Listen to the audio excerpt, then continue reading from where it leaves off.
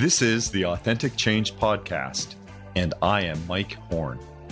Authenticity reflects what we want from each other and our organizations: open communication, trust, community, fun, and opportunity. I want to help you to do your best in your personal and professional relationships. This podcast delivers expertise, insights, and approaches on authentic leadership, to live your purpose, to lead from your values, to establish connected relationships, to steward people and culture change, to build and sustain prosperity, and to open doors and possibilities. This podcast will assist you in paving the way forward to personal, team, and organizational prosperity.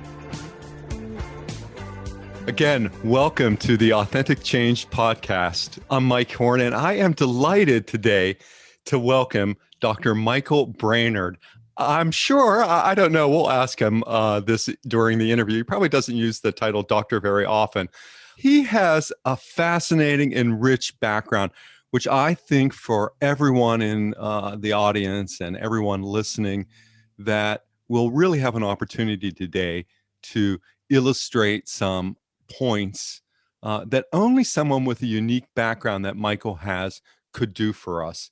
He is the CEO and co-founder of the firm Brainard Strategy, and he has experience as a management consultant, senior executive, a coach, an entrepreneur, a researcher, clients worldwide. I am so delighted to welcome you, Michael, because I think just given all of your experiences and your background, which I can't do justice to, I wonder if you could say a few words about yourself to our audience. Mike, first of all, thank you for having me. I'm absolutely delighted to be a part of this.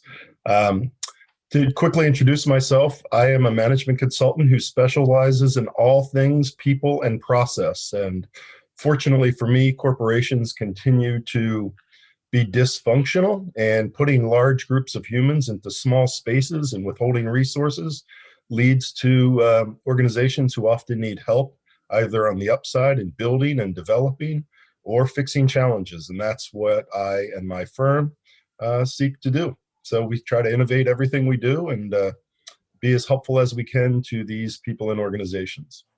Michael, with that focus on people and process and your comments, what it makes me, or what it reminds me of, is that we're entering into a period of moving from workplaces to more worker-centric environments. And, you know, as somebody who designed and ran a Great Place to Work campaigns in one large organization at Genentech, which has been on the Great Places to Work list, I think, for at least 25 years. I ran 6 of those campaigns.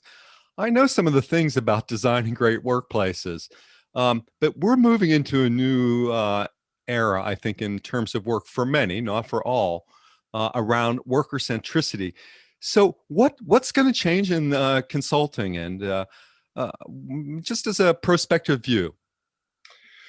Well, I think the most obvious thing that's going to change is the idea of face-to-face interactions to create change. So much of what consultants do is face-to-face, or has been, I should say, face-to-face. There's 2 things that are going to disrupt that. One is it's very likely that the work environment will not go back to what it was. I dare say it's not going back to where it was. We're going to be stuck with some hybrid working environment as we go forward. As a management consultant and as a person who tries to bring value to corporations, what does that mean? How do we deliver our services? How do we interact with leaders and managers who aren't on site? How do we interact with organizations whose cultures, by definition, have been shaped by their work environment? So culture, strategy, access to global talent, access to different markets, these things are going to be disruptive to the traditional, or what was the status quo. And oh, by the way, pre-COVID, these things were occurring. Pre-COVID, millennials were pushing the workforce. Pre-COVID, technology was disrupting how we come together. Pre-COVID, cultures, traditional cultures, or what we call fixed cultures, were being challenged. So I think some of these things are just being accelerated, but they're going to happen anyway. So true. I think, as I think about many organizations in the Bay Area, those that are familiar to me, there were already schedules, flexible work arrangements in place where people were working at home 2 days a week, and the trend was moving to work from home 3 days a week. And if anything, you're so accurate and right, Michael, that the pandemic stage of COVID-19 has only accelerated what makes it important. But at the end of the day, I mean, all enterprise is human enterprise, and that requires our attention to people. And this is where I'd like to turn to the topic of integrity, because as a management consultant, I'm sure that you've helped uh, reorganize, restructure, optimize, assess, design, deliver, and certainly, I mean, engage in strategy and planning activities with organizations. What are some of the issues that you might, that might arise as a consultant or in the client environment relative to integrity? What do you think what would be some observations you might be able to share? Well, it's an interesting question, right? I think that during times of status quo or during normal times, the word integrity and the intent to be honest and the intent to be authentic is unchallenged. And frankly, it's easy and accessible to most well-intended people. What I find is that under stress, very smart and very well-intended people often lose that sense of integrity or authenticity, or put more simply, under stress, people stop acting like adults in many cases. I'll give you an example. Large change event, one company is acquiring another company. I've sat in meetings where we're doing the planning for the due diligence and or the integration, and I'll watch very bright, well-intended industry leaders begin to treat their workforce as a they or them or something separate from themselves. We have to withhold that information. We're not sure how they'll react. We have to communicate in stages, not all at once. Yet on the other side of that conversation are mid-career, well-intended professional adults who, if brought along in an authentic and integrous way, would likely contribute to the solution.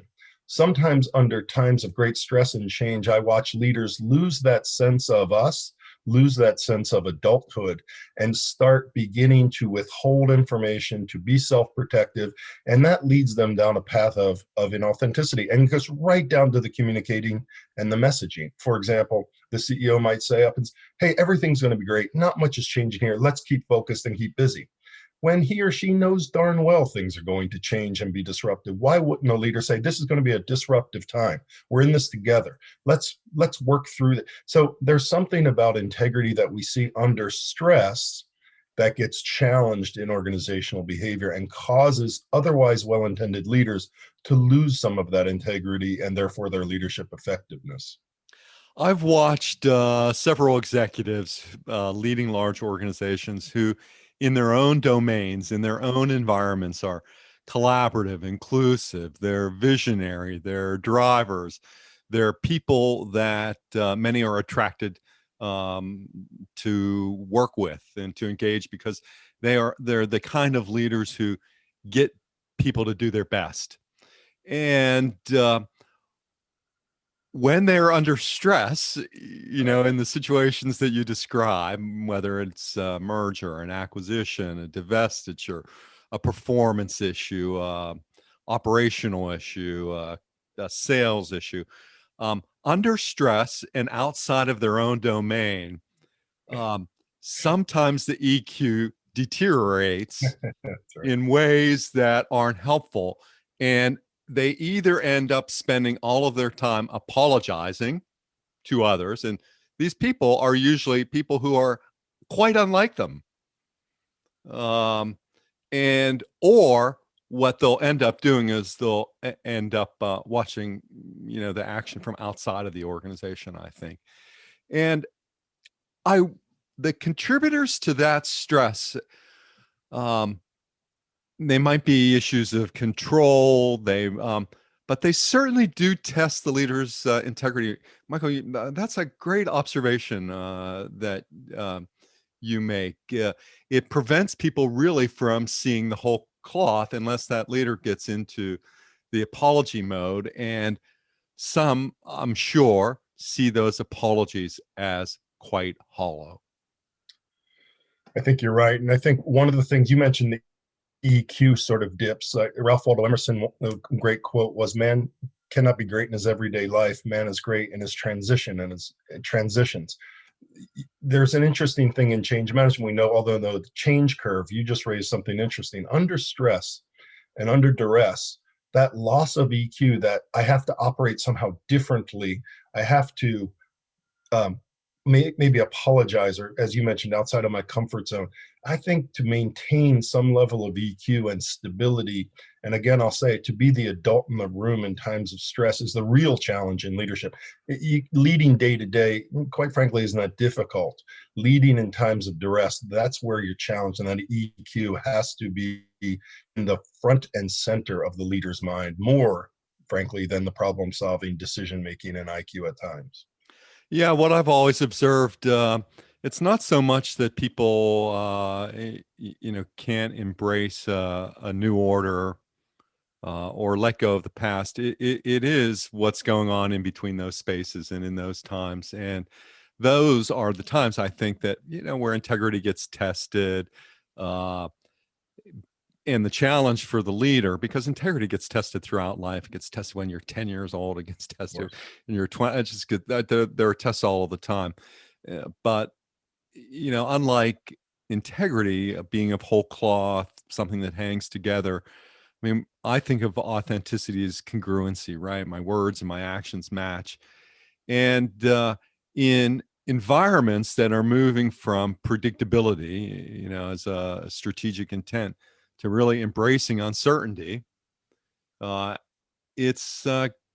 will challenge many, and I think this makes an increased emphasis for more coaching, better coaching, more in and more in time to value. I want to say, Michael, you channel three of my mentors. Two of them were a couple, and one thing that Charlie and Edie Seashore always talked about in one of their models was what would happen if the responsible adult showed up. And that was the question they always asked, because they saw patterns, based on their years in social psychology and group work, of the parents showing up, the children showing up, other adults showing up, but always asking what would happen if the responsible adult. What leads you to that great insight? Putting human in business, Mike, I believe there's been this myth of perfection where the leader is flawless. The leadership team or the leader doesn't make mistakes. There's this expectation that when we hire, we've hired the perfect candidate. When we launch the product, it's perfect. When we make decisions, we'll be flawless. That general myth of perfection and slant toward ego in business has hurt us. You talk about integrity and authenticity. Brene Brown talks a lot about vulnerability. We're all flawless. I mean, we're all flawed, I should say. I've learned the greatest from my mistakes. I have made many mistakes. There are many days where I simply sit silently when I shouldn't. That's inauthenticity. We are human beings. This idea that we have to be perfect, or we have to be, let's just take integrity by design. We are not, it is not possible for us to be 100% integrous all the time. We're flawed, we're human. This idea that we can be vulnerable, we can rely on others, we can need people, we can be okay learning from our mistakes. That is that EQ you touched on. Brene Brown talks wonderfully about the courage it takes to be vulnerable. By no means, integrity and authenticity are direction. They're not a state of being. Unless you're not human. We have biases that are deeply rooted in our brains. We have judgments. We make decisions that come from self-centricity, sometimes out of our awareness, sometimes in our awareness. But the truth is, authenticity and integrity for me is a destination. It's not a way that I can hold myself to a standard of perfection. It would be maddening to do that. Yet, I find a lot of leaders believe that they are to be flawless or they will somehow lose leadership effectiveness. I'll pause there, but this idea of authenticity, integrity for me is a destination, and being vulnerable and being comfortable in my humanness is where I can gain followership. Michael, that resonates with me. And it's a big leap for many executives to say, oh, let me open that up. Let me go on that journey. And yet, um, Bob Keegan, who I studied with, used to say that he thought one aim of coaching was to eliminate suffering. I disagree. I think it's to encourage happiness and congruency, but both have their place for sure. But when you want to rewire something, particularly behaviors, uh, in ways that most executives have been rewarded from um, early adult life for their ability to organize and to lead in certain environments, or their technical skills are so great and they do have some EQ that they rise. What does it take for an executive or to make that leap to say, oh, I need, so I do need some assistance. I need some help. I think two things for me. The first is there has to be a learning gap. And many times, senior leaders with that expectation of perfection are not comfortable owning some of their gaps. Now, look, you've worked in large organizations. You've been bred a certain way you've risen to the top because you generally have great EQ and make good decisions and think strategically and do all those things. However, there's something called the external world. That external world is dynamic and complex. One of the problems, Mike, with the org behavior world that I live in and the coaching specifically that I do is that our brain is wired and trained for largely to think linearly, systemically, and our education system wants an orderly, linear, systemic way of learning things. The problem is we exist in a world that's not linear, that's not systemic, and that is chaotic.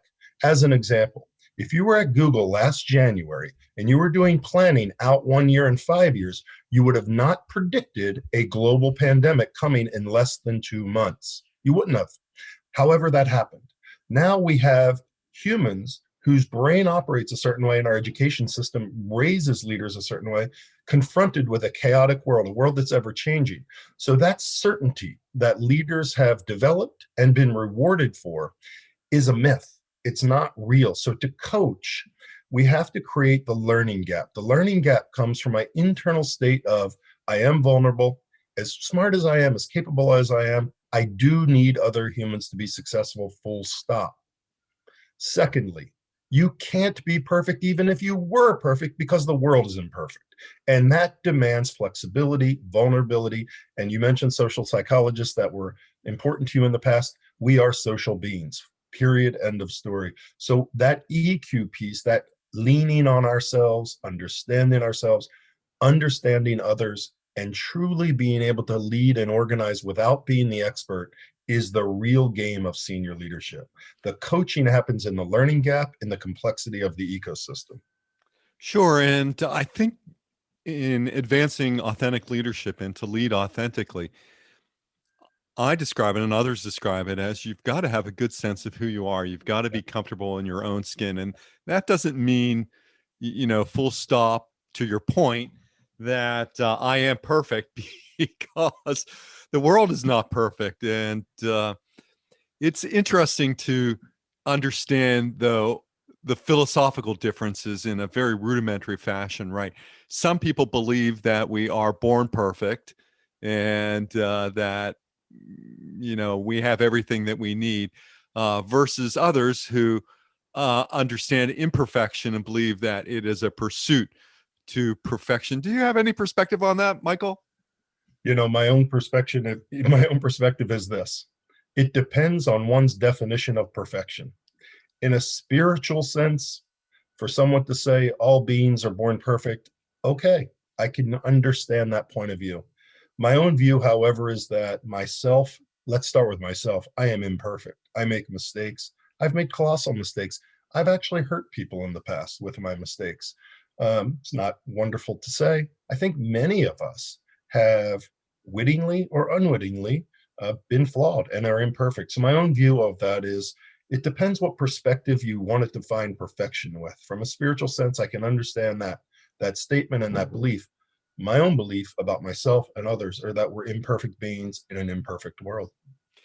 Michael, this is so interesting. And I wonder if you could describe your coaching clients. How do they know when they're succeeding? Right. Well, that's a wonderful question I get for the last 25 years, and I'll get it tomorrow. How do we know? And I like your word succeeding. It's not winning. How do we know we're progressing, improving, succeeding? It's very difficult. What I'll often tell my coaching clients is put the quantitative aside just for a moment and let's stay with the intrinsic. Do you feel like you're viewing yourself and your ecosystem differently, more cleanly, more objectively? One. Two, now let's take the quantitative.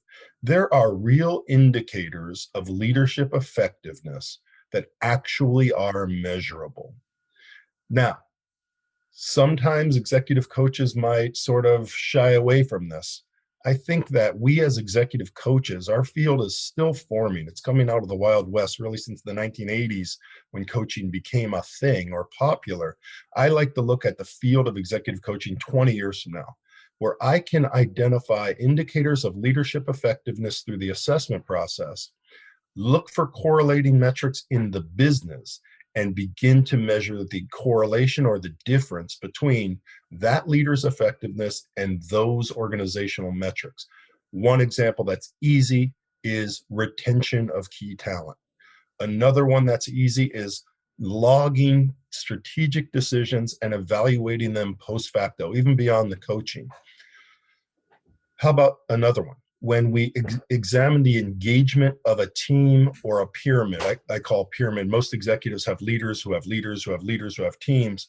How about measuring engagement? Frankly, Mike, we know how to measure engagement pretty darn well. The Academy of Management have established 4 criteria. And so we can measure the engagement, the retention, key business indicators that are directly impacted by leader effectiveness. Now, look, that does not mean sales numbers, right? Sales numbers will move based on the market and customer behavior, but leader effectiveness does impact organizational metrics. Finding those and uncovering those are important to prove that coaching has real business value. Now, of course, I just took a business perspective, but let's not forget, a lot of coaching is intended to drive intrinsic change, change of attitude, change of approach, change of self, change of view of other. So both the intrinsic and the extrinsic must be considered to, frankly, prove out the business value of executive coaching. Yeah, so right. And again, I resonate with so many of those points, Michael. I go back to the same executive that I referenced earlier, the president of Marriott Lodging at the time, Bill Tiefel. And when I worked there, I ran the executive development programs, and Marriott was preparing to double in size to really expand its global footprint. And as you know, we constructed these programs to develop a corporate citizenship to support the strategy at the time. We had 4-week residential program, wow, 1 week, all kinds of stuff. So, and we were doing a lot of quantification, a lot of measurement. I've always had an interest in that. I ran the first people analytics team, probably in the pharmaceutical industry at Genentech. So I've always had an interest in analytics.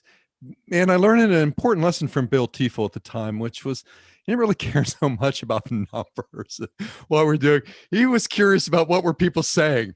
So, I mean, that was an opportunity to really, as a coach, I think promote the kind of values that underlie authentic leadership to around respect and dignity. And it made it so important that he had diverse ideas and people around him so that he wasn't always hearing from the same people, just confirming a certain perspective. And that was a way to act out on that value to grow inclusiveness around an executive. Such a great, an important point that you make, because I think, as Ed Schein sometimes says, that we've entered this period where it's survey says. You're doing so many fantastic things, Michael, and in the ways that you describe, helping and assisting leaders and executives, not only to not only to improve themselves, but to really work at their interpersonal and team with their teams. Well, the very definition of leadership is, how do I help these leaders impact the lives of other people around them and get more out of those people? Both, this comes from my mother. I was raised in a pretty lower income situation where my mother was a receptionist as we grew up.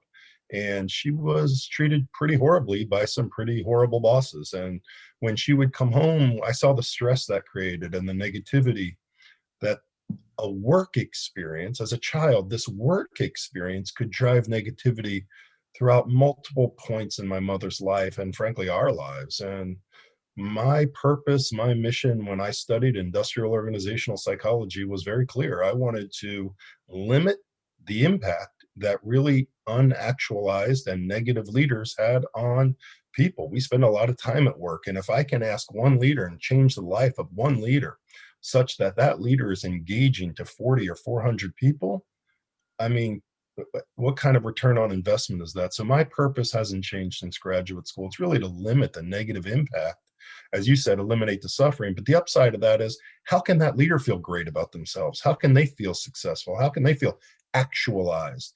And I like your former CEO. Some of that's measurable. Some of it's just qualitative, and that's okay. Right. And, perhaps it comes down to these important issues for all leaders, and, certainly for ourselves in any coaching engagement, is you have to care. That's right. And you have to be willing to do some work. That's right. We teach coaching skills actively as a part of our executive development program. And the number one thing we start off by saying is, you have to find a place to care. You cannot coach if you don't care. Full stop. All the skills come second. You must find a place in yourself to care about that other human being and or the situation that human being exists in. Right. And in the coaching arc that I sort of work through, the last phase is just how do you condition that for, repetitive delivery. Michael, as we come to a close, it's been, I think our audience and our listeners will find this episode so practical and inspiring and relevant to their work. If people wanted to know more about you, to get in touch with you, how would they do that? Thank you for asking. Our website is brainardstrategy.com. Also on YouTube, we have a channel that's called Brainard Strategy. On YouTube, you'll also find our TED Talk if you type in bias trifecta. We've innovated around bias in a way that has been quite practical and helped a lot of organizations, I hope. LinkedIn is always an interesting way to find me, but brainardstrategy.com or on YouTube, the Brainard Strategy channel, where we have a lot of content, a lot of video clips of us, our team in action.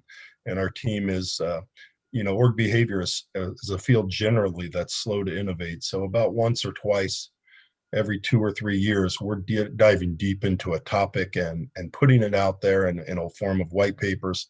I'm also an author on Forbes.com. So if you just go to Forbes.com and type in my name, I have about 11 or 12 articles up there that are hoping to bring insights to leaders and organizations as they navigate these turbulent times. So thank you for asking. I'm so glad that you've got video on YouTube. it's just such a powerful way that our audience can connect with you. And I'm sure that they can source all of that and find those contact points for you when they visit brainardstrategy.com on the web. I'm sure there'll be a link to the YouTube. Is that right, Michael? That's right. There is. That's really great. And everyone, don't forget to search Forbes.com. Michael's got some great articles out there. But as a primary point of intersection, let's call it that, please visit Michael at brainardstrategy.com. Michael, if you were to have the last word here on authenticity or integrity, what would it be?